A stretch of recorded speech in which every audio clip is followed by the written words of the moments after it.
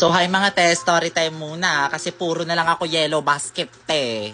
Wala na akong content na maayos, puro na lang yellow basket. So for the story time, nangangalay kasi yung kamay ko nga. Ay, grabe ang face.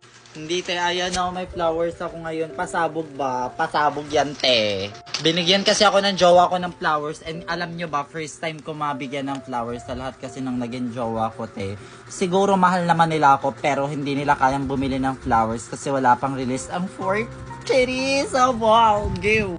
So ayun mga te, I'm so kinikilig. Kapag ikay lumalapit, ako'y kinicheres. Nakakakilig lang kasi first time ko talaga makatanggap ng bulaklak galing sa jowa. And alam nyo ba, siya lang yung nagtagal na jowa sa akin kasi kapag nabuisit ako agad, ayoko na agad te. Pero ngayon parang nag-mature naman yung utak kong bilasa, charot. So ayun, thank you Babs. Ayun siya. Babs, thank you. Grabe yan.